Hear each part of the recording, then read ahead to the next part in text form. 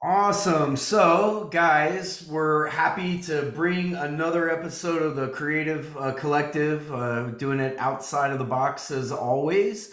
And today, we are super pumped. I am super pumped to have Sam Wegert on. Did I say that right, Sam? I don't want to butcher your last name, Oh, man. dude, it's a Awesome. good pronunciation. Great job. Yeah, so I have gotten to kind of watch a lot of Sam's stuff, and I think as Sam's like progressed his presence in this world of I guess like real estate and co-living and kind of where he's living. But yeah, I've gotten a really cool chance to hear a lot about his background and his past and how he got here and what he's doing.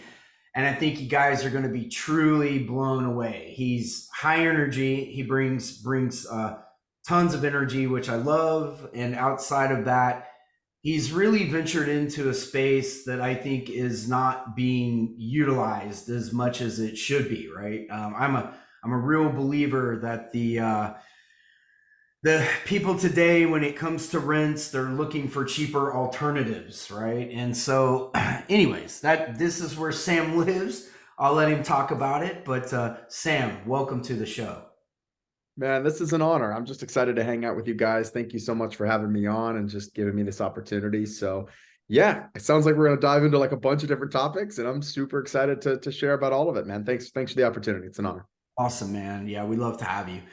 So yeah, as we always do, we kind of dive in with getting to know Sam for those that don't, right? Sam has a really cool story. Sam, if you want to go back as far as you'd like to go and kind of bring us as much into the current, right, as what you can, but let's talk about Sam, where he grew up, how he grew up, and some of the things that he did before he got to where he is today. Yeah, man. I had a unique upbringing. I got to give shout out my mom and dad. They decided to do some things differently that really impacted my life. And they decided to have a big family. They weren't Catholic. People always ask me, were they Catholic? Because they had 8 kids. And I was like, no, but they just didn't believe in birth control. So they just like had as many kids as they possibly can. And that was unique because we were not only was I from a big family, but we were homeschooled. And so I was on a podcast earlier today, actually, and someone was like, tell me the beginning, like the beginning of co-living. And I was like, well, the gangster co-living was like my mom just having a bunch of kids, and we lived in a 1900 square foot house, and there were 10 of us. That's co-living. We just all lived in a tiny house, you know? 100%. That's I awesome. know. 100%. So, You all just wanted your own room, huh? oh my God, it was 4 boys to one room. And I was like, dude, if you got your own room, you were like, there's something. Exactly. That's funny. That's so true. But yeah, I was known for a long time in my life as the karate guy. Like if you walked into my town, I was born and raised in a little town called Amherst, Virginia. It's a couple thousand people right outside of Lynchburg, Virginia, Central Virginia area. And if I'd walked into a gas station in that area, I would have been known, hey, there's Sam the karate guy.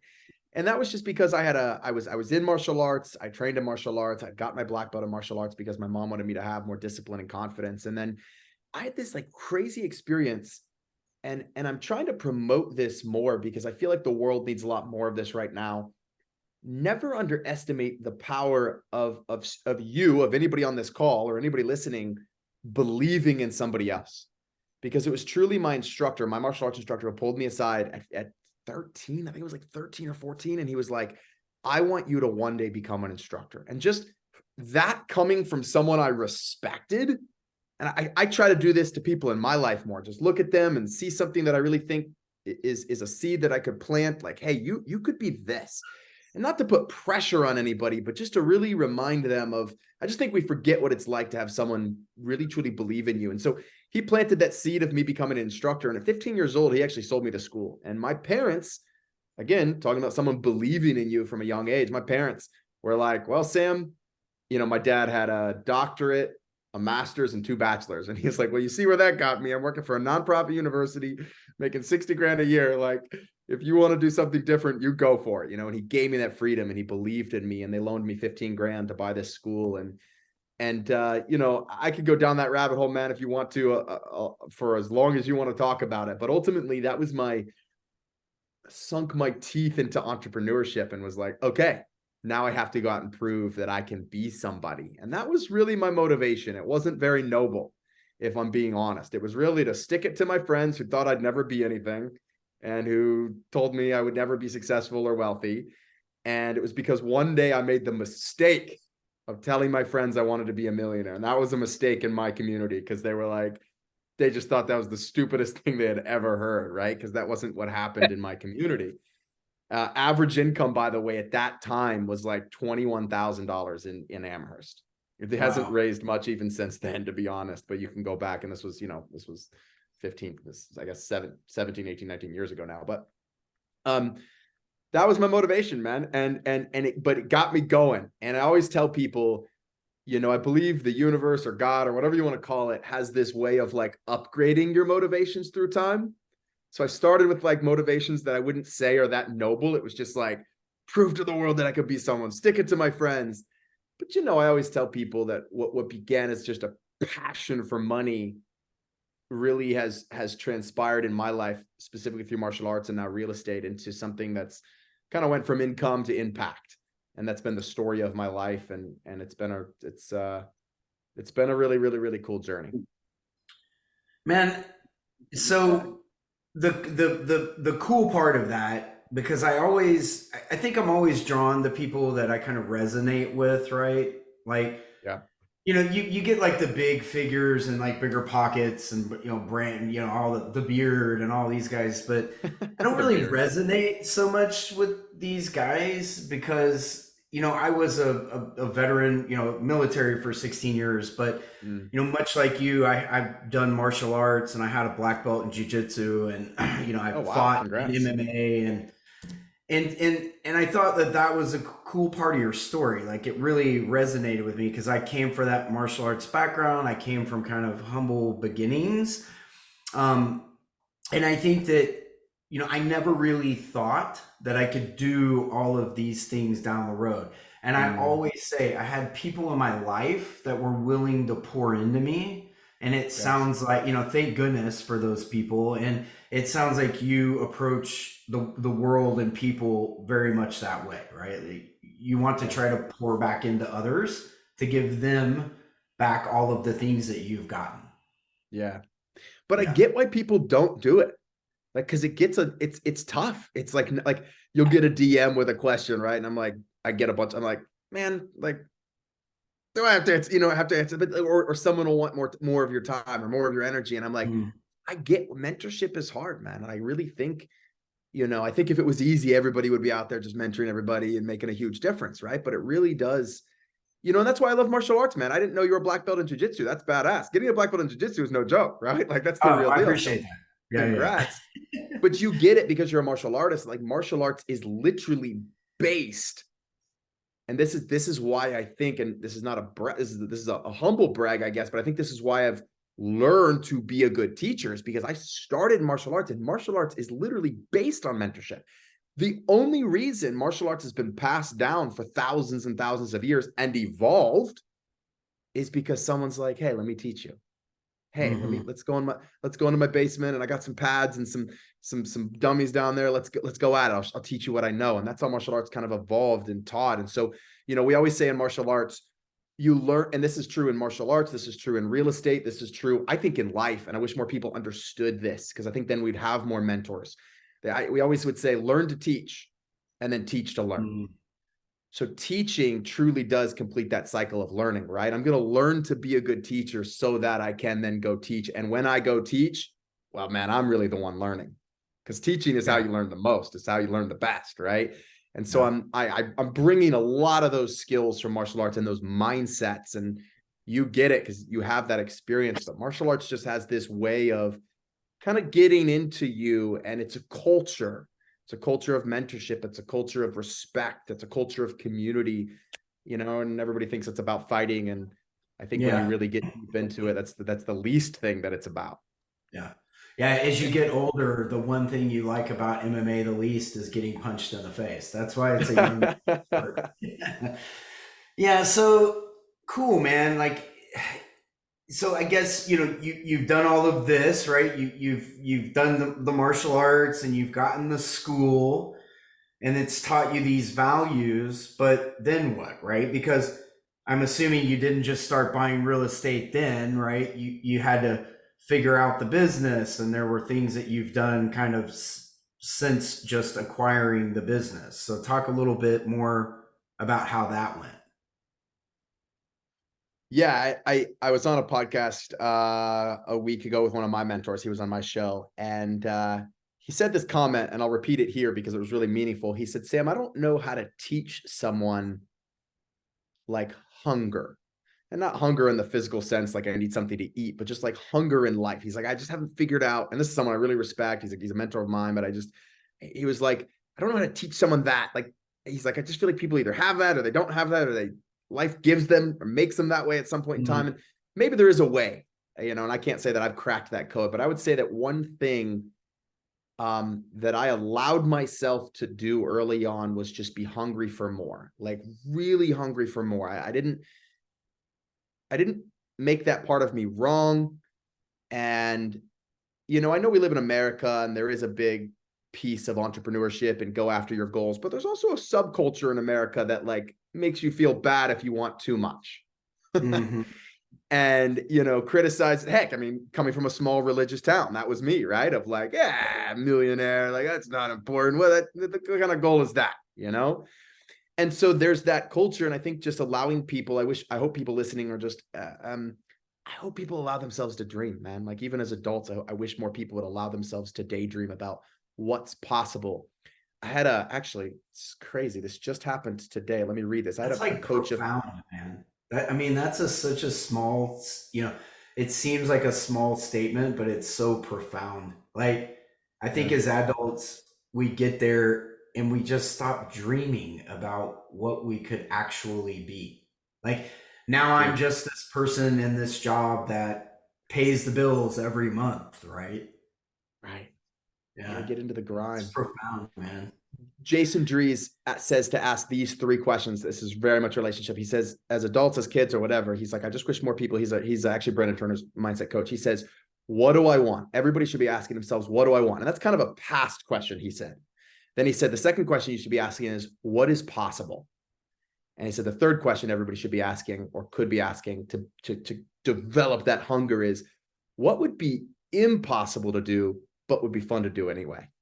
And I don't know why, but that third question, when he said it today on a call, I just had to look at my notes. I just got this big smile on my face because like at some level we're humans. We all love doing the impossible, right?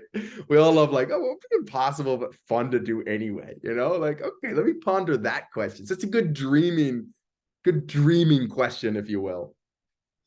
Yeah, I mean, it's crazy because for me, I choose to align myself with people that are doing more than me, right?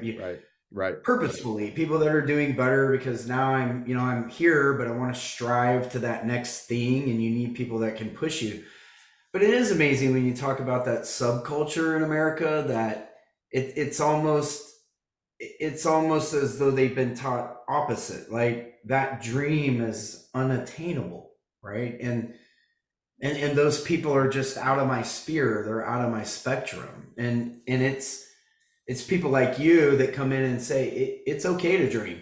It's okay to try to attain those things, and let me show you how, right? But the one thing that you have to have, I'm assuming, right, is I can't teach you how to go after it. You have to have the heart to go after it on your own. That's right.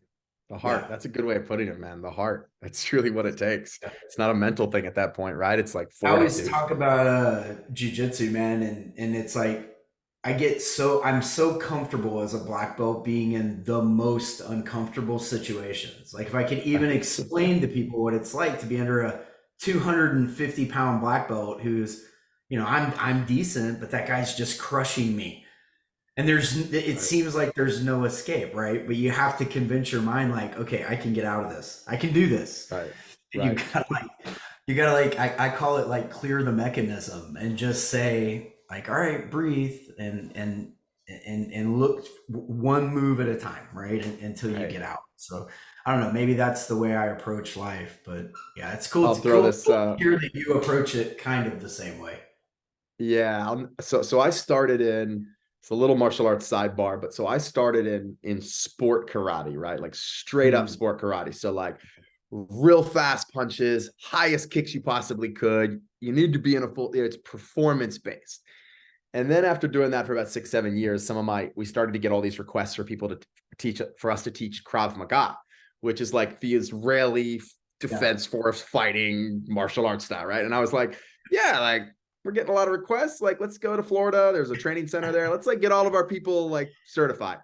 We walk into the Krav Maga training center. We're like, I don't know if I was like, holy crap, like this for real, right? Like people like it's, and then they taught us the principles, and the principles are so applicable to life, right? It's like you weather the initial onslaught, right? And then they have this thing called retzef, which is like this ongoing pursuit of your opponent until they say the opponent is neutralized. And it's like, you don't stop. Like, wait, I'm bleeding. You don't stop, because these are life or death situations. I got shot. You don't stop, right? And they say that the person who wins in that fight, especially after being ambushed or taking an initial blow, is the person who just has the will to survive, the will to win. And it's that intensity that I was like, well, that's a good business. I literally remember them teaching this. I mean, like writing it down, like that's a good business lesson. That's a good, like, you're gonna get hit in life and business and real estate. We've all everybody on this call has probably taken a hit in real estate at some point in time. But like having that, going back to what you were saying, man, like that fortitude, the heart, you said heart, like coming back to that heart, that will to win no matter what. It's freaking huge. It's the game. Yeah. That is the game. Yeah, man. That's I awesome. get so inspired. I was on a challenge the other day, and I get these people on there that are like, I lost it all in 2008. My dad was actually one of those guys. He bought a bunch of houses, adjustable rate mortgages, all in 2007, 100% financed. And it was like, and for the next 10 years, all I heard was like, Sam, totally, like that was all my retirement. It was all my retirement, right? I just have so much respect for people who go through that and come out and still want to invest in real estate. I'm like, mad respect. Like, it's brilliant, because that's that fortitude to go through something so painful, to take so many hits and say, wait. I'm not giving up. I'm going to keep winning. Yeah, man.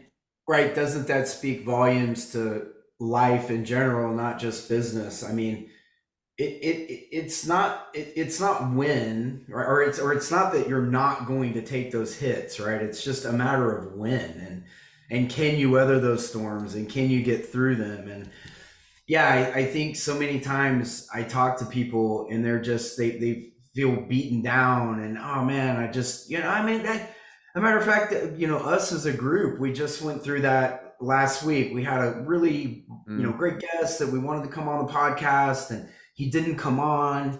Had a conflict, and at the end of the day, we just were hoping that his emergency or whatever was okay, but really took the wind out of our sails, right? For our podcast, we were like, man, should we even keep doing this, right?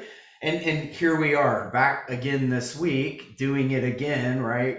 Readjust, pull up by the bootstraps, and try to go back after it. And so I'm assuming, right, that is the story, right? You acquire the business, you've got the business, and maybe kept on going with the business, or did the business not go where you wanted it to go, or? Yeah, I think that was your original question, like 4 questions back, right? Well, I love it, man. No, we could go off on all kinds of tangents. It's okay. It's great. It's great. So so long story short, and we can dive as much into this as you want. I scaled a martial arts company, a chain of martial arts school called Up Level Martial Arts. As of about a month ago, I've recently exited the brick and mortar schools. I exited we built an online company. So we built, we had brick and mortar stores. We built an online program that I'm really proud of, because it was a hybrid of virtual and pre-recorded content that taught people in, I think, 28 different states. We had students in Canada. We had students in, even in Hawaii. I think we had a few students in Alaska. It was just like super cool to see that impact of martial arts Wow. But I've recently exited the brand, I exited the schools, and I exited the online program that we were creating just to focus more on real estate. And there was actually a bigger story behind that. I had a CEO, and it was my dear brother, and he started getting into some drugs that were just sent him off the deep end, for lack of a better term to explain it really fast. And so I stepped back in to do his job and just realized, like, man, I love this. That was a big part of my life, 15, 16 years of my life. Sorry. That's all I had a right. call That's come all right. I had a call come in, and it's connected to my headset. 16 years of my life, 16 years of my life was doing that. And so ultimately, though, it opened up the doors for me to transition into real estate. So yeah, there's lots of lessons along that entrepreneur journey, man. You know, going from one school to two schools to three to four to five to six to seven was really a journey for me of learning about systems. And in martial arts, you know this as well as anybody, when you walk into a martial arts school, it is not a factory, right? There's no widget you can point to and say, we make this. You really are selling a feeling of improvement every class. You're selling, you know, the fact that someone's getting better in something. So it's very feeling based. Sometimes it's very personality driven. It's very people on people driven. And that's not always the best, easiest business to be in, right? Because some people don't feel like they're progressing, or, you know, and so it taught me a lot about how. Turnover. It's a very high turnover Yeah. rate. Yeah. Yeah. Yeah. Yeah. And jujitsu even more so than what I was in. Like jujitsu, like you have a higher chance of, you know, in sport karate, you know, we're not quite as intense. And so it's like, you know, but in the jujitsu, like once you get hurt, like Yeah. you gotta recover from an injury and you gotta come back. Right. And so Yes. but it taught me a lot about doing what I needed to do to bring the right people. People told me this growing up so much. Everybody told me, like, it's not what you know, it's who you know. I heard that. And then people would say things like, your net worth is your network. And I always just blew those comments off. Like, yeah, whatever. Because I was the guy who went into the martial arts school and just ground it out, just grind. And I now realize that having the power of one connection, that one staff member can make a huge difference in a martial arts school. So realizing the power of having good people on the team, and then learning what I need to do to retain those people. We started offering profit sharing to those people. We started really investing in our team's personal development, sending them to seminars. We would send all of our people to Tony Robbins events live because we wanted them to get that personal. We wanted them to bring that energy back, you know, that you kind of started the show off with, and that I try to bring to everything. And so those were just some lessons along the way. There was a lot of, and I can go deeper into that. I don't know how deep you want to go into those, because there's a lot in that journey. That's a 15-year journey of, if anybody's we listening don't to have to this, go super deep into yeah. it. Yeah, just for I think I was, you know, I was more interested in what you were saying is, well, you know, you acquired this business and then you kind of took it somewhere, but then there was a place where, you know, maybe you broke away from that business and you kind of transferred into that real estate world. But I'm assuming that, you know, as an entrepreneur, like you were stating, you started building some of these systems and processes, and I'm assuming, right, that that has obviously helped you in the real estate world, to say the least. And that is kind of what I'm interested in, right? Like, what are those system and processes that you learned from that business that have translated over to that real estate world for you, right? Yeah, man, I'll rapid fire, you know, 3 real fast that come to my mind. Let me just jot them down so I don't forget them. Number one is when I bought this school at 15 years old, the smartest thing that my instructor did was he left me with a mentor, and that mentor had a system to run a martial arts school. If I didn't, when I say system, I mean, this guy had like the script, like to enroll someone in a new martial arts program, we learned a 27-page script. Oh And I my was goodness. 15. So he just handed it to me and said, you want to become a millionaire in martial arts? And I was like, yes. He's like, learn this 27-page script. And I was like, okay. And he was a business guy, is really what he was. He was a great martial artist. He actually trained several world champion martial artists, but he was a business guy. And so I just didn't know any better. I didn't know to like kick back or tell him that's too hard or that's ridiculous. Why should I have to learn these? But I just learned the 27-page script. And then we would have these programs. We'd have these basic programs, and then we'd have these upgrade programs where people would commit to longer periods of time. Like, hey, I've been here long enough. Like, I want my black belt. And there was another like 15-page script.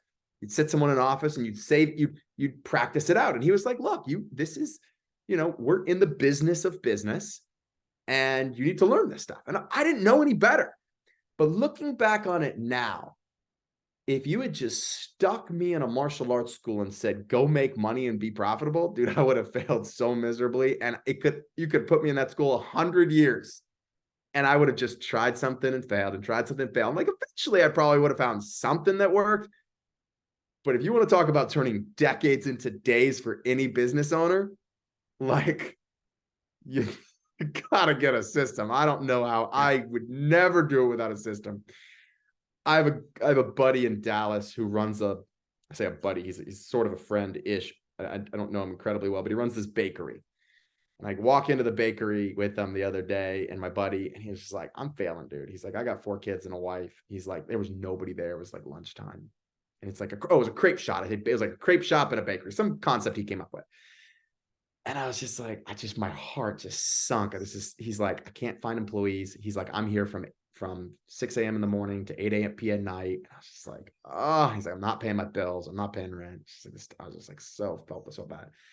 And the first thing I told him is I was like, dude, you've got to find someone who's successful in the restaurant industry. That's not me. I don't know what systems you need to have in place, but you need to go find someone. That needs to be your number one thing, is go find someone and ask them what systems they're using. And you need to either apply them to this, you need to get some coaching in it. So if you're asking like, what systems did I use? I mean, we could get tactical with like, I used scripts and we would market really heavily, but ultimately it was the fact that someone said, this is a proven system. Don't question it. Just do it. You know who does a good job of this is Keller Williams. Keller Williams is like, everybody tries to innovate first when they need to copy and follow first, and innovate way later. Know whatever it is you're doing so well from the people who have a proven model. Innovate 10 years later. Innovate 5 years later. Don't go into something and learn and try to innovate it. That's the wrong approach, is how, Keller Williams talks about it. But so that's number one. I would just say is like, I had it wasn't a franchise, but it was a franchise type system. Couldn't imagine doing it without that. The second thing is, I read this book and I highly recommend it to any entrepreneurs, business owners, real estate people. It's called Profit First. Have you guys ever heard of that book? Get the offer, but he basically he gives this analogy in the book where he says, have you ever gone at the end of the night to brush your teeth? And you open the drawer and you pull out a tube of toothpaste. And in the tube of toothpaste, by anybody else's standards on this call, the tube of toothpaste is empty. There's nothing left in it, right? He goes, but what do you do if you don't have any more toothpaste? You freaking roll the thing up, you get on your knee and your elbow, and you squeeze and you push and you get some toothpaste out. He's like, that's how it works with money. He goes, if you take money at the beginning of, let's say you get some money from a client in business, and you immediately take it and you put it away where you can't see it, and you pay, and you promise yourself, or you give it to someone if you don't have the control that you really, really, really trust, that's not going to let you just go use it, then you find a way to make it work with what's left over. Similar to how you always find a little bit more toothpaste in that toothpaste tube if you don't have any. So in some ways, man, in entrepreneurship, having money or even having access to capital can be the detriment of a small business, because you use it and you're not creative. And I think creative is in your guys' title. So like, right. Sometimes, I think, and I know, Lance is a sub 2 guy to some extent. And so in the sub 2 community, it's like all about not having money, right? And how creative do those guys get in real estate? Because they either don't have the money or they don't want to use the money. And so talking about a principle of life or a principle of business is slicing. I was always good at this, man. I don't care if I made $10,000 in my martial arts school in a month, not even profit. I'm talking gross. Like when I was first starting, that's what my little school in this 2,000 person town was doing. And we had schools that went on to become top 1% in the nation schools. But when I was doing that, I'd always take $1,000 and put it in a savings account and then figure out how to pay all my bills and staff with the rest. because that's just how it worked, right? And it always worked out, right? And that's just how life works. So that was number 2. And then I'd say the third principle, man, the third thing that really supported me was my mentor would come to me and say, hey, Sam, what business are you in? And I was like, I'm in the business of teaching martial arts. He's like, no. Well, I'm in the business of creating black belts. No. I'm in the business of creating great martial arts experiences. He's like, no, you're in the business of sales and marketing of martial arts products, services, and supplies. And he drilled that into my head. He goes, if you just want to teach martial arts, there's a YMCA down the street. They'll pay you $10 an hour. Go do that. If you just want to be an artist and teach, do it for free, but don't open a business. And I was like, because if you open a business, you're in business for business. The purpose of a business is to make money. And Absolutely. He just made that so clear to me, man, that I was like, I couldn't get that. And so there's a difference between I'm serving, I'm giving. Obviously, everybody should serve. We should give the best product we can. If you're in business to make money. 100%. All right. Yep. So I love that. Right. We've gone through where it all began, own the business, and the principles that you have really attained from that business that now take you into the real estate world. And so what I'd like to do is talk about, let's begin at the beginning with your real estate journey, right? So how did these principles apply, and how how was I going to get the first house? Then when I get the first house, how was I going to turn that into more? And then what did I want to do with that first house? Was it first co-living? Were you long-term renting? Let's kind of talk about how those principles progressed you right into your real estate journey. Yeah, man. So the way that co-living started off was really, I fell into it. And I would say that's another principle of my life, is just that I feel like I'm guided towards these things, and I'm always trying to think about things a little bit differently. I'm trying to just ask, okay, what's a different spin I could put on this, And so I bought this house. I bought this condo. It was a 3-bedroom, 3-bath condo in Virginia, and I bought it because it had 3 bedrooms and 3 baths, and because real estate, it was just the right thing to do. I read Rich Dad Poor Dad. They said I should buy real estate, and so I just did it because it was the right thing to do. I heard real estate went up. I was young. I'd saved some money. And so I just bought this foreclosure.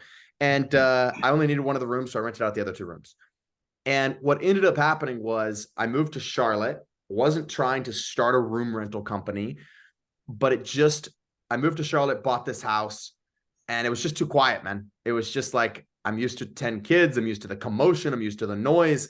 And so I go into the house for the first night, and I'll never forget just being like, I got to have some housemates. I got to have some roommates. Like, this is not going to work for me. I wasn't dating anybody at the time. I was like, So yeah. I started renting out these rooms. It was easy to fill the rooms. And I was telling someone else earlier today, I was saying, if my first experience with housemates had been, if they were like assholes, I would not be doing this business probably. Like, it was the fact that I had a great experience. Like, I loved them. They were great. Like, I officiated the wedding of one of my housemates. Another housemate was from Mexico, and we would just chat all the time. He taught me some Spanish. Like, it was this great experience. And I did not have the opportunity. I went to college for a short period of time. I never lived in a dorm.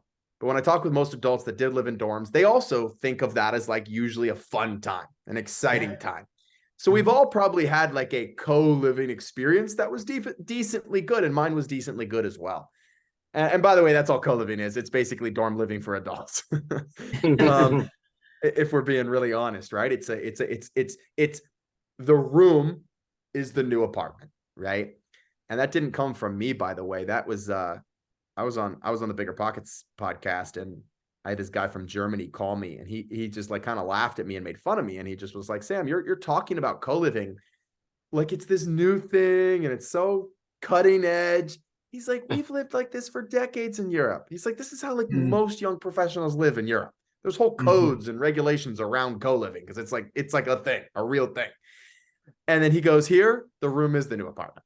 The room has been a room has been an apartment for a long time. And he kind of shifted my mindset to realize that we're blessed in America. We just forget that most of the world actually does do some form of shared housing. Like, that's how a lot of millions of to people live. So yeah, so I bought this house, and I ended up it was me plus 3 roommates. And long story short, I had this guy, he was my first friend in Charlotte, and he was a banker for SunTrust before they merged and they became Truist, a high executive level banker. And he said, Sam, how much are you making on that house? And I was like, well, if you count my 3 roommates plus me, it would be $2,850. And he goes, wow, because that house would actually only rent. He was really good with numbers, this guy. He said that house would actually only rent for $1,300. And I just remember it kind of clicked in my brain. I was like, wow, this could be a good business too. I'm doubling the rent. It seems easy and fun. And I just, being the obsessive compulsive person that I am, I said, I wonder if I could do this with 5. I wonder if I could do it with 6. I wonder if I could do it with 7. Would it work with 8? Could 9 people share a house together? And then I was like, well, heck, I lived with 10. Could we do it with 10? We just last week we launched one of my personal first 10 room homes. And so, and we can dive into that because I know there's people that are like, what the heck? 10 people sharing a house? We're getting there, guys. We're getting there. Don't worry. Yeah, you're going to be blown away. Yeah. So, and I know you do some of this too, man. So you get it at a different level, but to most normal people, they're just like, that's crazy. I just started creating systems along the way because of course there was the call, that I get from a roommate or housemate, we call him now. That's like, Sam, I'm so angry. I'm like, John, what's going on, man? Like, is everything okay? Is the house on fire? Was there a flood? No, man, I came down to make a sandwich. I'm planning my lunch and my peanut butter's gone. Like, I think Susie ate my peanut butter. And I'm like, damn, if this is what I have to deal with, then like, I'm out. I'm out. This is not the asset class for me. But then I was like, I labeled everything, right? I'm like, don't touch anything unless you're in room 1, unless it's in room 1 cabinet space or room 1 refrigerator space or room 1 freezer space. And just simple things that we all could probably figure out if we lived with enough people for a long enough time. And that was what I did. I promote co-living, but here's the truth, man. I lived in co-living homes for 13 and a half years. And I get bad negative press for this. I've gotten written up, and I did a speaking gig in Asheville, which is where I'm right now. I'm traveling a little bit, North Carolina. They wrote me up in the newspaper. I had like a great article in the newspaper the next day. Greedy baron of a landlord, it peddles his newest strategy for packing people in homes that are well nigh unlivable. That was like the freaking headline. And I was like, what? Oh my gosh. Yeah. Like, A, this person's never been to my homes. B, if they did, they'd see that these homes are professionally cleaned, look like Airbnbs. We stage, and the same designer that I would pay $10,000 to design one of my luxury Airbnbs, that same person comes in and designs my co-living spaces. Like, they're nice. Wow. So it's like we're trying to create an amazing product while at the same time solving affordable housing, or technically the term is workforce housing, because affordable, you have to be under a certain bracket, but like, giving people an opportunity to live, giving people an opportunity to have community, and truly share this model. Is that so? Can I jump in here real quick, man? Come on. Is that so? So basically everything we've heard about pad split, right? It's up to you're hearing about pad split. It's the co-living model, but you pay them a bunch of money. But from what I'm hearing from you is you don't have to go to those D+, C- neighborhoods. It sounds like your structure is more of a corporate rental type of housing. Is that right? What's the clientele that you cater to? Yes. So I would say, and I'm very familiar with pad split. The executives are my friends. So I walk a fine line and I talk about pad split, but I love those guys over there. And I want to give them a shout out though, because they've done a lot of work in the space of promoting co-living, and they are givers. They truly are givers, So the interesting thing about pad split is, they're catering towards more what I would say the affordable housing market, right? That person's making 20 to 40,000 a year, maybe 20. I'm catering probably more towards the model that I preach and espouse and talk about most is catering towards people more in the workforce housing market. Right. And so it's probably one notch above, so to speak, in terms of if we're talking like socioeconomic status, and so that's really, I think, a big difference. I do teach people how to self-manage or how to develop their own management so they can either save money on that or scale on their own. That's what I've done. We manage a couple hundred properties now, a couple hundred units now. And so, Pad split, and this is an argument I've had with Atticus, the CEO. I say argument, a friendly talk of like, I truly believe, like, here's the difference. I was making about $120,000 a year from my martial arts company, and I was loving living in a co-living home.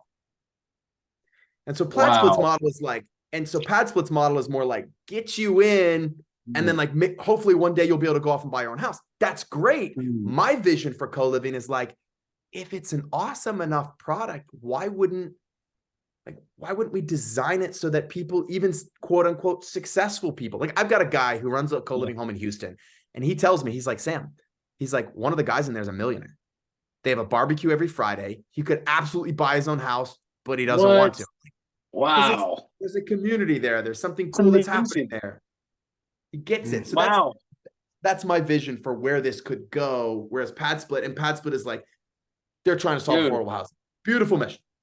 That's a huge game changer for me, because we're looking into our first couple of deals for co-living, and that was the model that we were looking at using. And I actually got to meet Atticus in Vegas at a multifamily event, and he was really cool. I got to talk to him, my wife and I, for about a half hour. Cool dude. He's awesome.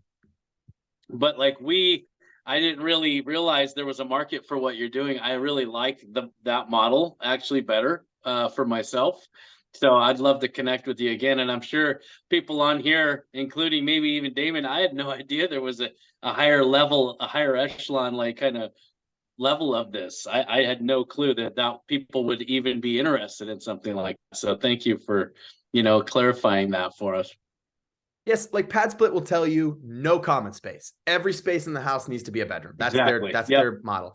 I wouldn't, in my model for my company to management, you have to have a common space. You have to do a few things to create a community in that space. And we do cool things. We do biannual events for all the tenants. We have a house manager of the house, so we take them out once a year to this little thing. We have a manual that we give everybody when they first join to say, look, this is a manual that'll teach you about goal setting. It'll teach you. It's like a little education university on just life principles, budgeting, finances, eating healthy, meditation. And we say, if you fill this out, we'll give you a $100 gift card if you actually do the workbook and the exercise. There's that model. That's us. There are even higher. Like there's a guy doing this in Hawaii. He built out the whole floor of a high rise. Like you can go as bougie as you want with co-living. And it's like super, like I think it was like $2,500 a month per unit, per room. And the rooms were like tiny, tiny, small, but it's got a great view, and you're in Hawaii. And so, but I really believe in this model to solve affordable housing, which is what Pad Split's doing, and to solve workforce housing. And to create more community and create a beautiful place for people to live. Love it, man. Love your message. Yeah, thanks, brother. And good luck on your home. Man. I was actually watching a podcast one time. There are a couple of attorneys, what's his name? Clint Coons, I believe is his name, right? Pretty well-known investor / attorney that, sets up your LLCs and does all your stuff for you. But they're really well known as having quite a few properties, and he had an architect on that was doing it kind of similar to this right out in California, because he's the architect of record. He can go in and buy the properties cheaply, and on the bottom floor he's building like retail space, but then on the top floor he's building multiple units, much like this, and then he's taking the homeless community around, that is kind of around that, right? And I guess they're combining like Section 8 housing with it. Well, everybody is saying, well, why would you bring all these homeless people? You're going to cause a bad element. He's like, well, when we give them a place to live and a room and everything that they need, they're no longer homeless. Right. And I was like, oh, well, that's a great point. And by the way, in California, we're able to rent to these folks at, $800 to $1,000 a month. Whereas, the going normal rent is like $1,500 and up, right, in California. So I thought that that's a really cool concept, which leads me into, so let's talk about how that model works, right? Like, you go, you look for this house, you're going to attain this house. What are the things that you look for in the house? What makes it a co-living space? And then, kind of a little bit about how you break that up, and then maybe how you actually put folks into those rooms, right? Because you're going to run into those issues, or maybe somebody that doesn't pay or whatever it may be, right? So I guess if you can just talk us through a little bit at a high level. Yeah. I do actually teach a whole course on, just selection. We do these free 5-day challenges, which if any of you guys want to come to it, it's a completely free event. There's like a upsell you can buy, but like you can come to the whole event. And we do a whole day on co-living selection. And so basically at a high level, you're looking for a home that's in a non-HOA neighborhood. I would say, what I preach to look for is, B- or B+. Most of my properties are B+. And you're looking for an area that it's going to fit in well with, and it's going to be a lot of square footage. So I don't look at anything less than 2,250 square feet. And it's got to have no HOA. I think I mentioned that already. Multiple entrances is a bonus. If it has 3 full bathrooms already, because we try to keep a 3-to-1 bedroom to bathroom ratio. Like that's ideal. Now, a lot of my homes have a 2-to-1 bedroom to bathroom ratio, and that's even more ideal. So you're looking for that to create that little bit more, kind of what we were talking about with you, Lance, a little bit more of that maybe upscale product. And I want to be very careful, because when I say upscale, I'm not talking like luxury A+. A+. Upscale in the co-living world, right? Right. So those are some things you're looking for. Obviously, you're looking for a home that's, if it's got a really open concept floor plan, where like I looked at a house today, a buddy wants to convert his Airbnb, which we're seeing this a lot, by the way, because Airbnb numbers are down. He called me up, good buddy of mine, says, hey man, I got this home, beautiful home, 3,600 square foot home off of a lake in Montana. Lakeside, Montana, small town, but like very hard to get like long-term housing there. And it was very open concept. And I was like, man, like he's going to do it still. But like, if you got these really high ceilings, almost like the room I'm in right now, it's just harder to build the walls. And then you start cutting up a house that's like, it's very beautiful with that open concept. So we like homes that are boxy. We like homes that are funky layouts, right? Because they're kind of just easier from the get-go to put together and take a lot less work. So that's number one. Those are some high level things that you want to look for in a co-living home. When you're looking older to select. homes, right? And older 70s, 80s. Exactly. Yeah. 70s, 80s, 90s. Exactly. Yeah. In the 70s, like plumbing and electrical got a lot of building codes around the United States got updates in the 70s.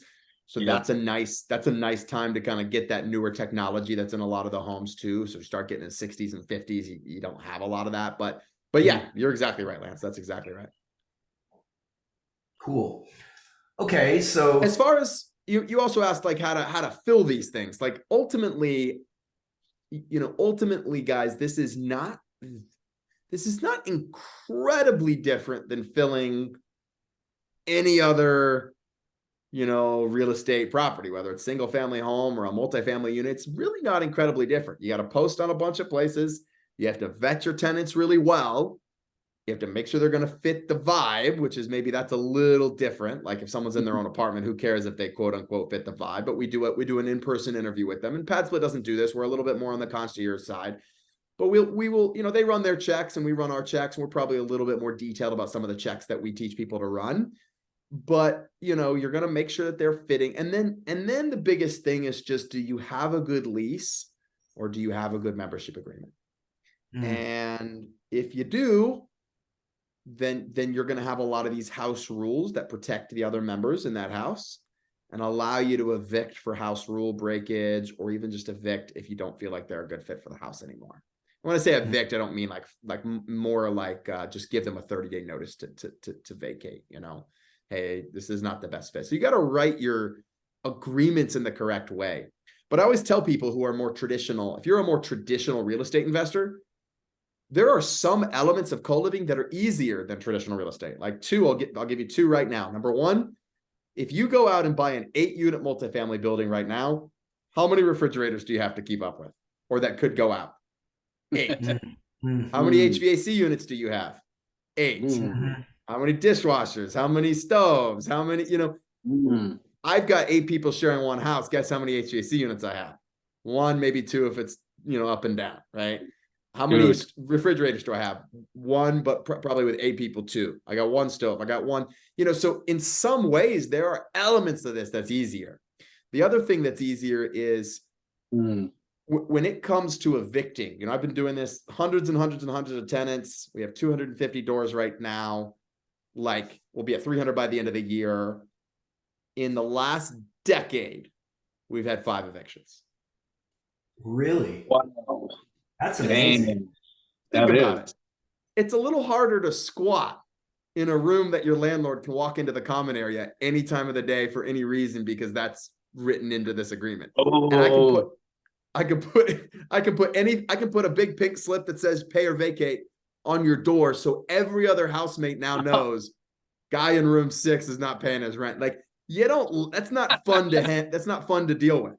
So what we'll get a lot of is like someone will just disappear. Poof, middle of the night, their stuff's out of the room. You can handle that. I can backfill that room easily. But you don't have someone squatting for 3 months punching holes in the wall because it's like F you. That just doesn't happen unless you guys are the worst at vetting tenants. Like, if you're just letting anybody with a pulse in. If you're doing even a halfway decent job at vetting tenants just to make sure they're good people, they don't have evictions, they don't have a criminal background, obviously, like basic stuff like that, then you can do that, and people will just disappear, and you don't have to usually go through that process.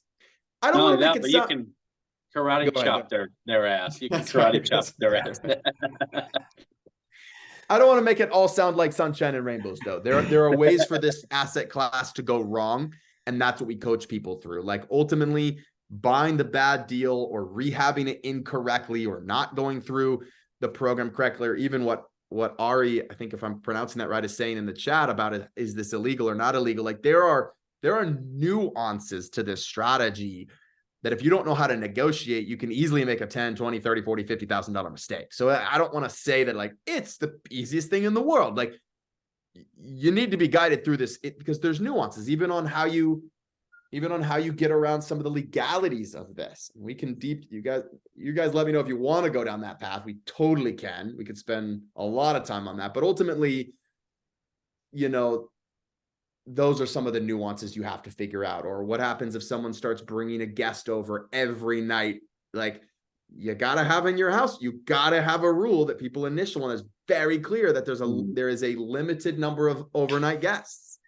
I got a question for you, bro. Do you have a hard stop, or can we go a little late? I mean, I wanted to be respectful of your time, but I would love to get into some more of this personally. Yeah. We can go a little late. It's all good. Nice. Awesome. Yeah, I mean, well, let me just say though, so I guess like what I'm hearing is you've spent a lot of time inside the lease, right? Like the lease is one of the most important things, right? Just like an operating agreement in business, right? The lease is what it all falls back to. So are you taking, I guess, like each state's lease and kind of revising it to what you want it to be, or are you just doing a standardized lease that you have come up with? Yeah. All right, let's go. So here's how it works.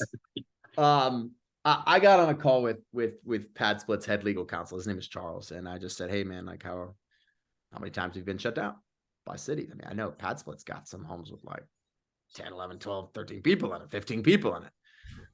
And they said, hey, we've never actually gotten shut down. And I said, did I hear that right? Did you say never? Like, they have thousands of units around, they're definitely when it comes to a tech company that's managing, co-living properties, Pad Split's the leading company for sure in America, at least. And so anyway, so I'm like, okay, like I got to learn that strategy. So we bring my lawyer on, I bring their lawyer on, and we have this big chat. And look, a big shout out to Pad Split because they've made a lot of progress in the space. And ultimately, we use something called membership agreements. And how it works is you've got a company that owns your house, right? Let's call it X LLC. And X LLC is going to rent to, and it's more nuanced than this, but I'm going to give a high level view. X LLC is going to rent to Y LLC. And there's going to be a rental agreement between X LLC and Y LLC. And if X LLC is renting to Y LLC in the United States, an LLC or a corporation is considered one person. It is a single standing alone legal entity. Now, Y LLC happens to have members. You could think of a fraternity club. A lot of members, they use a house. Or think of, I don't know if you guys have ever ran into the situation. They just did away with this law, I think nationwide, but like, you ever walked into a place that serves alcohol and they don't have an ABC license? And so, but they still serve like beer and wine and stuff. So they make you buy the VFW for veterans does it all the time. Oh, okay. Yeah. Yeah. So the reason they do that is because they're a membership-based organization, right? Or a lot of times these places, you would have to buy a $1 membership before you went in. And now that you're a member, they can serve you, because they can serve members alcohol. They just can't serve the general public alcohol.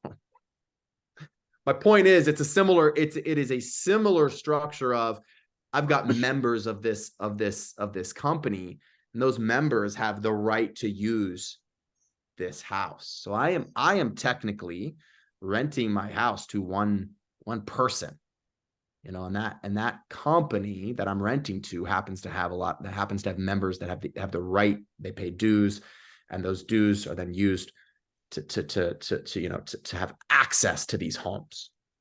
Wow. And so there's a lot of other ways. Like,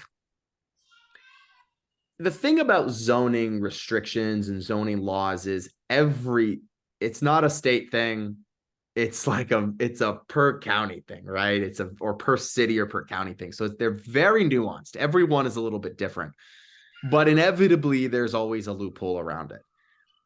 So you might say, well, hey, this is a single family rental. It's only allowed for single family. And I'm in Asheville. Has anybody ever been to Asheville, North Carolina? It's a very progressive, hippie place, right? So like, be like, let's take a stab at defining a family. Husband, wife with kids. Is that really in the 21st century how we're defining a family right now? But the federal government actually took a stab at defining family, I think back in 1968, and it is extremely inclusive. It's basically, I'm paraphrasing, go read it for yourself if you want to. It's basically like, if it looks like a family and they're acting like a family and they work together like a family, it's a family. So there's, and again, I could go on, but that's a federal government, right? And I could go on with these, but there's always different ways. And, you know, ultimately it boils down to, you know, the U.S. Department of Housing and Urban Development came out with a statement in January of 2021, and basically said, we believe co-living can solve affordable housing in America. And we're willing to subsidize it by allowing for housing choice vouchers for co-living, not for an apartment or a house, for a room. We're giving a formula that you can use housing choice vouchers for, right?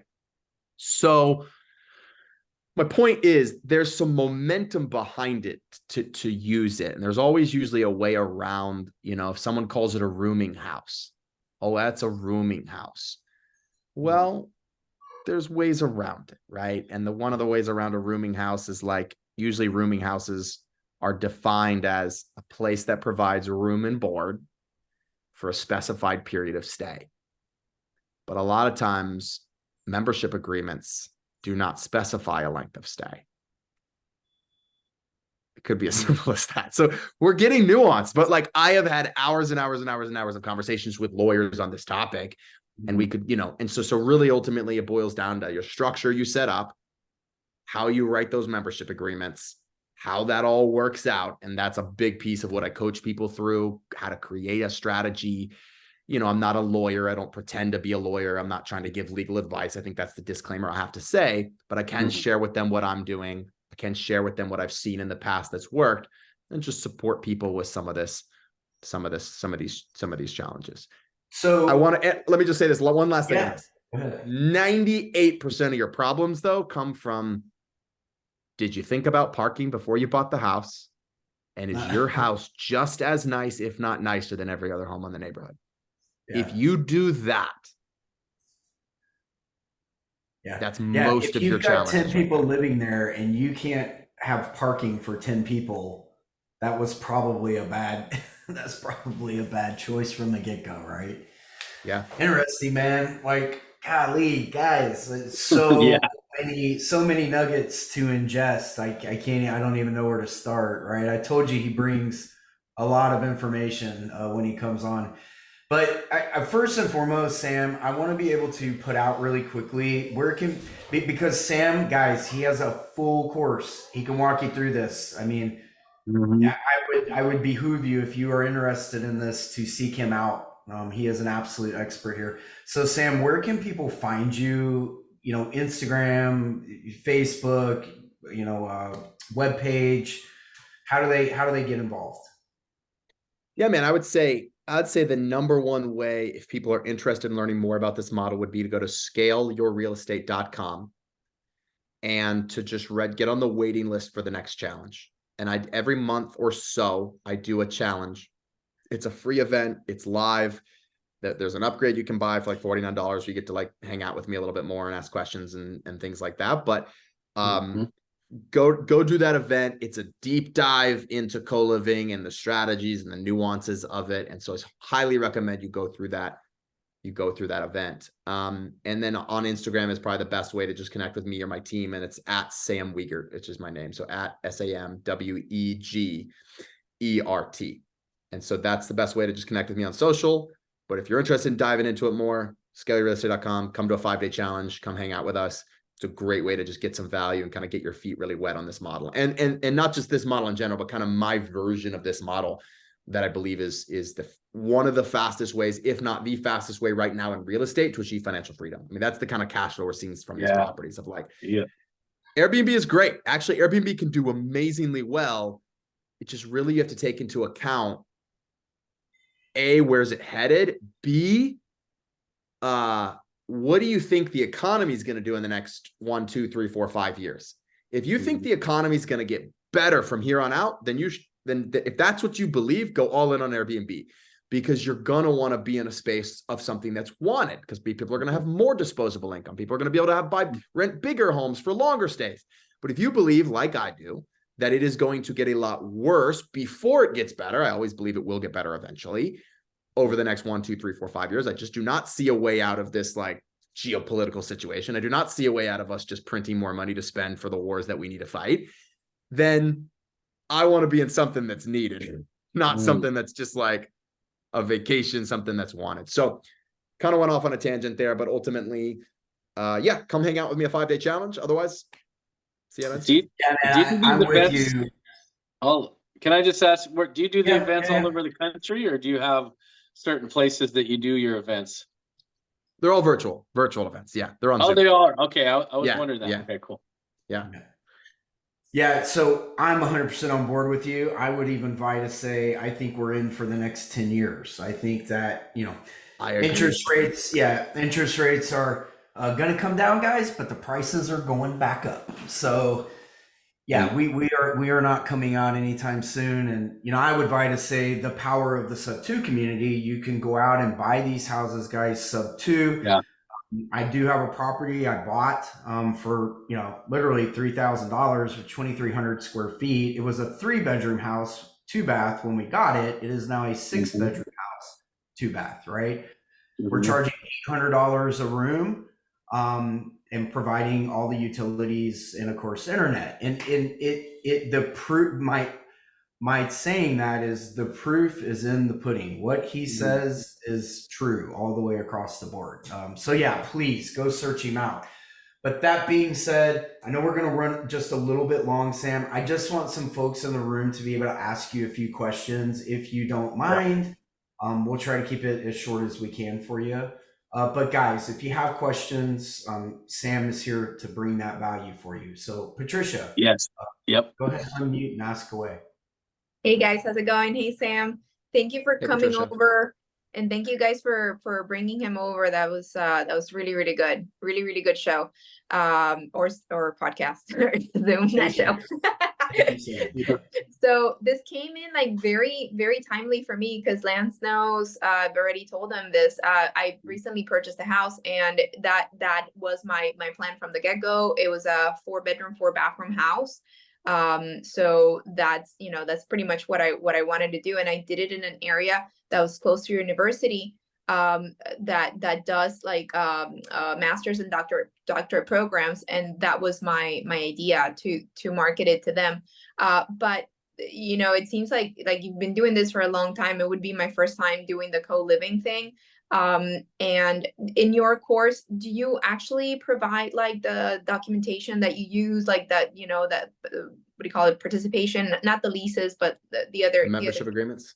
the membership agreements and things like that? Is that something you share? Yeah. Yeah, it is. Oh, that's awesome. It's the way we share the whole structure. We share the whole structure and all the documents and the operating agreements that we use. We do have to be careful because again, it's like the whole lawyer thing, but we just share the entire structure that we've created for us and Right. allow other people to just kind of tailor it to their needs. But yeah, that's something huge that we provide.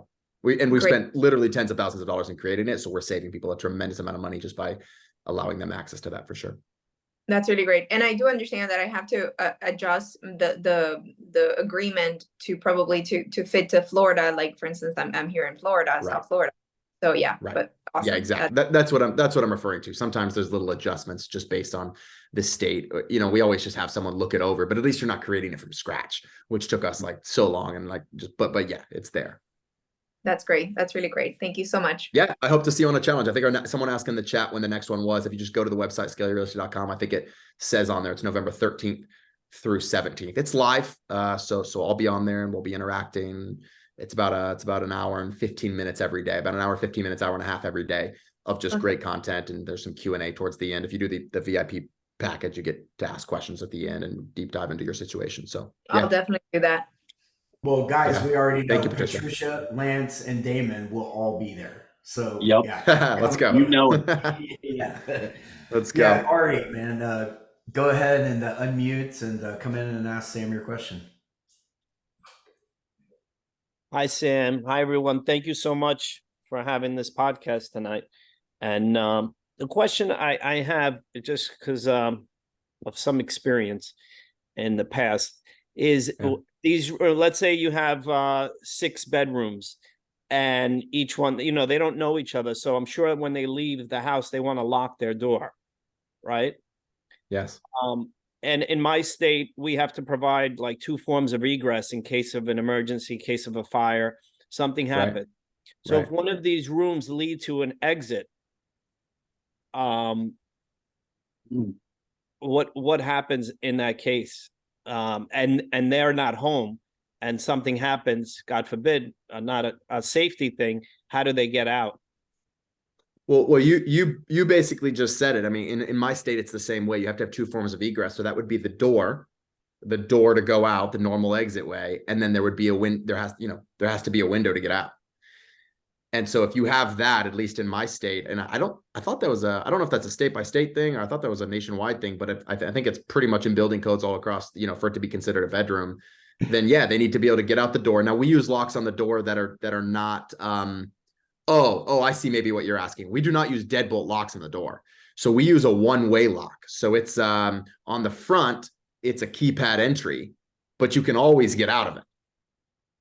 No, just if that second room, that window is in one of the bedrooms, or we got to make sure that the house has that window, or the second form of egress cannot be in somebody's room. The second form of, maybe I'm misunderstanding the question. The second form of egress cannot be in somebody's room. Every bedroom you rent needs to have a second form of egress. Okay. Everybody has their own window. Everybody's got to have their own window. Yeah. So like if I have 6 bedrooms, there's six doors to get out, and needs to be 6 windows for those people to get out. I mean, you could rent a room without a window, but like, do you really want to do that? Like you should pop a hole in that wall and make a window if there's not one there already is my recommendation. Okay. Yeah. But Hey, you're Sam- right. I mean, but Ari, you're right. For safety reasons, that's a must. You should do that. Every room needs 2 forms of egress. I just want to reinforce that. That's the So if best. they're on the best second floor, for example, that they have to have a fire escape leading down exit from their room to leave, or the front door. No. No. So in my state, as long as they have a window and they can jump out that window, even on the second floor, they're good. That's legal. Yeah. It's like worst case scenario, house is burning down.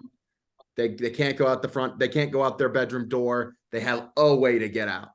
I thought that's why you see the firefighters with like the trampoline thing, man. I thought that's what they did. People jumping out the windows. You need to have one of those roll out fire ladders that you can throw out the window. Yeah. Hey, quick addition to that, Sam. So two forms of egress. If you don't have the window, then two doors, right? You could always find a way around that with two doors.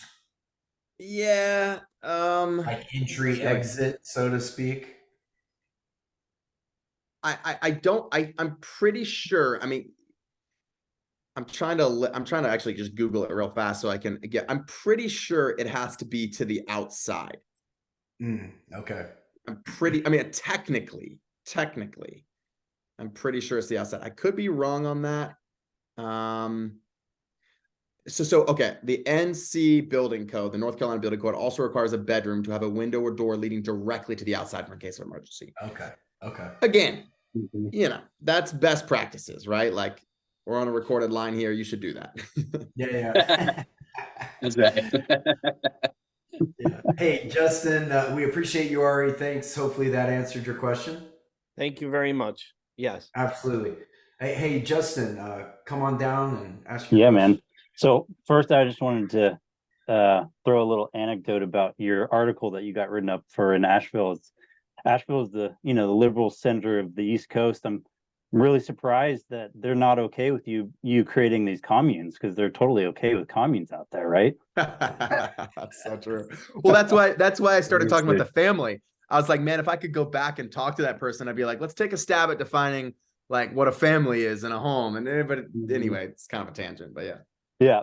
So my question is about the business structure that you have set up. I mean, normally when you have rentals, you have property managers and they're taking care of some of the or all the day-to-day. What kind of structure do you have built in place here? You mentioned having like a person in the house that's sort of the house manager. Are they employed by you, or do you have some sort of property management? Who's vetting these tenants? How do you make sure that they fit the vibe? I could see living with strangers can be a little weird sometimes. So just wanted to see how you manage all of that. Yeah, it's a great question. It's a deep question, and it is a big question. There are, there are lots of strategies we use on the front end to vet the tenants. One of the things that we found is we create these, and this is something we give access to for people in our course too. We create these like, have you ever seen those little videos where, it's just a hand and it's like writing super, like, what do they call them? Whiteboard videos, where it's just like, it's like writing super fast. So we created all these explainer videos so that when a lead comes in, we're like, and someone's like, I want to stay in your home. What we do is we put ourselves in a position of authority over every lead, because we just like DM this video back and we're like, watch this video. Yeah. If this resonates with you, then you reach back out to us.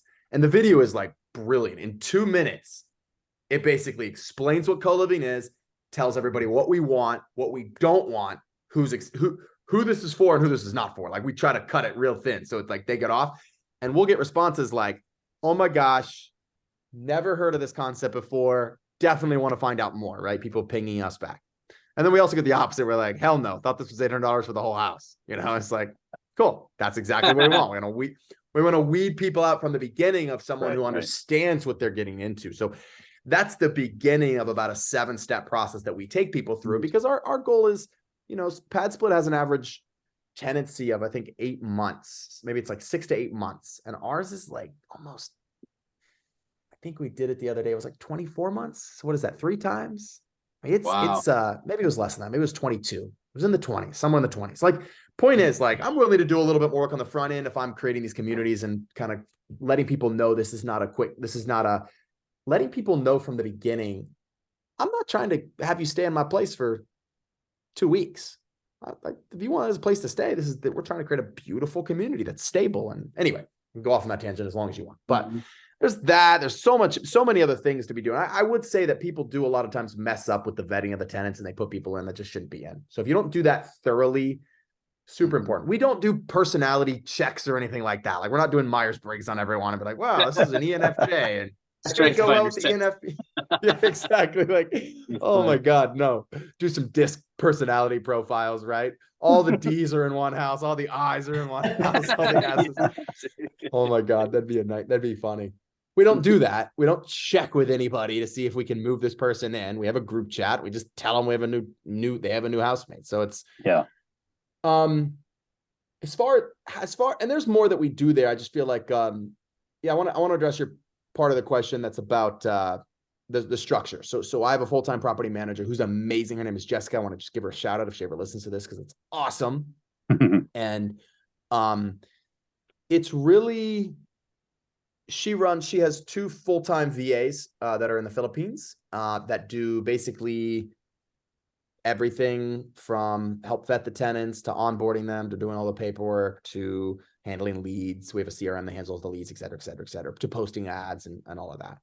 So she does a lot of the showings, but then we did unveil this concept. And if you do this concept wrong, it's a nightmare. If you do it right, it's brilliant. If you pick the right person to be a house manager and we pay them, we give them $100 gift card a quarter. It's $33 a month is what that comes to. And we just do that because we didn't want to barter for rent. We wanted rent to be what it is. Like, we didn't want to take it off the rent. Like, we'll pay, because then if they're ever not the house manager, you got to up the rent again. It's just like, no, you pay rent. We'll give you this gift. And basically they have a little list of responsibilities that they handle at the house, of the eyes and the ears at the house. The coolest thing was about 4 years ago, I secret shopped one of my houses. So I moved in like I was one of the tenants. And the guy met me, the house manager met me, was like, hey, welcome to the house. Let me get you on the group chat. Here's how everything works. And it was just the coolest concept, right? And I actually slept. I feel so bad because I just ghosted the house after 3 days. I stayed there 3 Undercover nights. boss. That's so cool. But it was awesome. I was like, I didn't move any furniture in either. I just had my sleeping bag and a pad. I was camping in my house. It was awesome. Sweet. It was, my point in saying all of that is, so that's kind of the structure of the company. And then we manage for other people. We manage for ourselves. We manage for other people. And then we have a show. I think she just got a showing assistant that helps her run around. But these house managers will also do showings sometimes too. Gotcha. And so that's really nice, just to be able to take some of that pressure off. So we manage 250 doors right now in Charlotte. We own and manage 250 doors. We will be at 300 by the end of the year, and we'll probably be at 500 by the end of 2024. We're to us, that's growing pretty fast. That's not pad split level growth of 1,000 rooms every 6 months or whatever. But for us, we're heading in the right direction, and we're excited for that. Nice. Thank you. So hopefully Appreciate those it. are some tips. So Yeah, hopefully yeah, some tips great. that help. Yeah. It's not comprehensive, but those are some things that you should be thinking about. Are you vetting the tenants correctly? The principle is, are you putting them in the right mindset? Are you finding the people that understand the model? Here's the real principle. You need to set the expectation super solid from the beginning, what this is and what's allowed and what's not. Otherwise it can be kind of crazy. Gotcha. And you said all of your properties are in North Carolina. Are you planning on scaling outside of the state at all, or? No, we have affiliates that will for the people in my course, we have affiliates that we'll connect them with, and we've got markets that kind of adhere more to our model. They're in Austin, Dallas, Houston, Denver, Phoenix, and Jacksonville. Those are other markets, but I have no desire. Hopefully we have this podcast again. Hopefully I'm a guest in 2 years and I can tell you I have 1,000 or 2,000 units just right here in Charlotte. It needs it. It's here. You get to economies of scale. I like the Carolinas. I gotta So, say that's- something though. You said 250 doors, but really that's times 3, 4, 5. So you have a lot more doors than 250 doors. If it was multifamily, you know what I mean? Yeah, and for full clarity, when I say 250 doors, I mean 250. We count a door as a tenant. That's a door. Oh, cool. Awesome, Yeah. dude. Got it. Yeah. Nice. Yeah. So, by the way, I'm here in Houston, and it's not even a matter of hopefully. I cannot wait to have you back on, man. Yeah. Sure. You're always welcome back, and I'm here in Houston, so yeah, I can't wait. Houston's one of our biggest markets. Yeah. Yeah. I think it is an absolute untapped market here. I think Houston's prime Yep. for this, and For sure. yeah. Anyways, man, unbelievable. Let's take one more question from Jason and then we'll wrap up. Oh no, I didn't even see Sounds Jason's there. Jason, yeah, come on. You're on mute, Jason. Jason, you're on mute. Hey, how's it going, guys? Hey. So I got a question. Have you run into any zoning issues with any of this? And then a follow-up question is, with the number of people staying in a property, have you had issues with insurance? Because we've got a similar type thing that we're doing with a bigger house here, 8,000 square feet, but we're doing J1 students. And we're able to put bunk beds in there, probably fit about 60 students in the house altogether. And we're running into issues where insurance companies don't want to cover it, or you have to find specific insurance companies because they see it as a rooming and boarding house. Do you ever have that kind of issue at all? Yeah, sometimes the membership, I don't know if you were around when I was kind of deep diving into the membership agreement. Sometimes that can help because you are technically leasing the home only to one person. Were you on for that part where I was talking about No. like the company that owns it? Yeah, I deep dived into that for a decent amount. You got a company that owns it. You got a company with members. So it's not leases. We have membership agreements, and then you lease your home to one company, and that Okay. company happens to have members that use the home. So it's a legal structure to kind of, I don't want to use the word circumnavigate. I feel like that's a really negative connotation, but it's a legal structure that offers more flexibility. Yeah. Oh, I feel like okay. that's for my sales. We So call that's that so we call insurance. that thinking outside of the box, correct? Right. Yeah, exactly. Yeah. So that's a structure we use. I don't know if you can catch that replay, but I did chat about that for Okay. a decent amount of time. But Mhm. so that's that. But I was gonna say something else. So you've got the membership agreement. So no, so in that case, I can use just normal rentals insurance because technically I'm only renting my house to one person. I'm renting it to a company that happens to have a lot of members, and those members get access to the house. So think fraternity house, think something like Gotcha. that, right? Mm. I mean, yeah, I don't know, what parking's like at that house or whatever, but I mean, ultimately we found that if your house is a total pain in the ass, they are going to fight you, right? Somebody's going to try to fight you. And I think ultimately, and also, Jason, I did deep dive into a lot of the legal strategies. There's a lot of legal strategies we use to create the membership agreement is kind of the base of the legal strategies. Like I have a membership, and a lot of times these specific zoning laws are written in a way like what are they trying to get you on specifically? Is it that you're a rooming house? Well, no, it's not necessarily the zoning, because the property's already zoned for a rooming and boarding house, so that's fine. That's easy. I just know that there are certain areas that they have, you can't move into certain communities or anything like that. We have certain zoning, based on how long the lease is, things like that. The insurance is the Usually- biggest one, especially if it was like sober living or anything like that. They're not interested in that at all. The insurance companies seem to shy away from it, or either there's certain perils that are written in there that if they find out, the house burns down and they find out you had 60 students in there and you were running it as a boarding house or whatever the case is, it's not going to cover you. So yeah, so again, I gotta just my disclaimers here. I gotta say, like, check your local zoning restrictions, follow the law. I'm not trying to convince or share with anybody to break any laws at all. And I'm also Yeah. not a lawyer, and I'm not qualified to give legal advice.